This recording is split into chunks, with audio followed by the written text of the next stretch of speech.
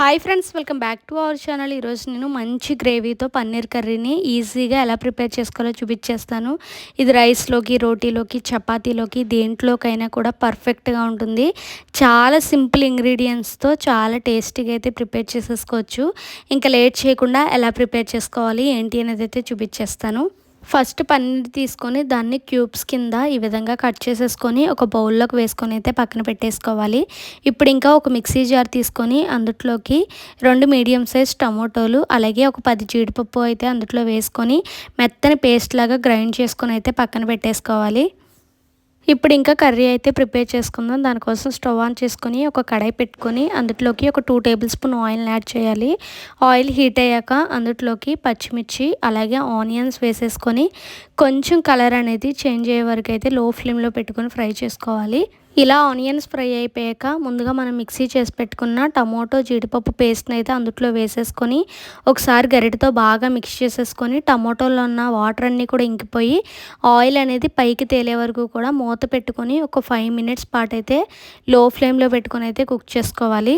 5 minutes ఆగాక మూత అనేది open చేసి చూస్తే ఆయిల్ అయితే చక్కగా పైకి తేలిపోతుంది. ఇప్పుడు ఒకసారి గరిటెతో బాగా మిక్స్ చేసేసుకొని ఇప్పుడు అందులోకి చిటికెడు పసుపు, అలాగే రుచికి సరిపడినంత సాల్ట్, ఒక స్పూన్ కారం కూడా యాడ్ చేసుకొని వీటిని అన్నిటినీ కూడా ఒకసారి బాగా మిక్స్ చేసేసుకొని ఒక 2 మినిట్స్ పాటు మూత పెట్టుకొని అయితే కుక్ చేసుకోవాలి. 2 మినిట్స్ ఆగాక మూత అనేది ఓపెన్ చేసి చూస్తే అన్నీ కూడా చక్కగా ఫ్రై అయిపోతాయి. ఇప్పుడు అందులోకి ఒక గ్లాస్ వాటర్ని యాడ్ చేసుకొని ఒకసారి గరిటెతో బాగా మిక్స్ చేసుకొని వాటర్ అనేది బాయిలింగ్ అయ్యే వరకు కూడా ఒక 5 మినిట్స్ పాటు మూత పెట్టుకొని అయితే కుక్ చేసుకోవాలి.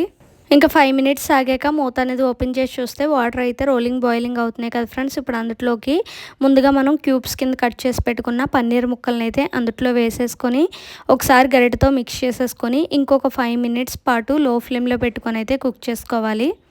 ఇంకా 5 మినిట్స్ ఆగాక మూత అనేది ఓపెన్ చేసి చూస్తే కర్రీ అయితే దగ్గరికి వస్తుంది కదా.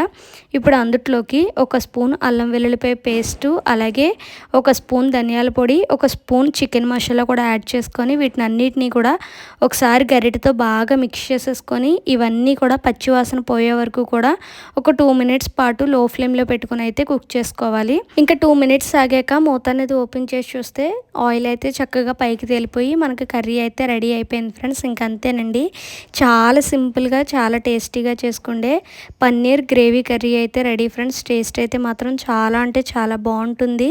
మీకు కూడా నచ్చినట్లయితే తప్పకుండా ఈ రెసిపీని ట్రై చేసి ఎలా వచ్చింది ఏంటి అనేది నాకు కింద కామెంట్ సెక్షన్లో కామెంట్ చేసేయండి. Thanks for watching. Okay, bye friends.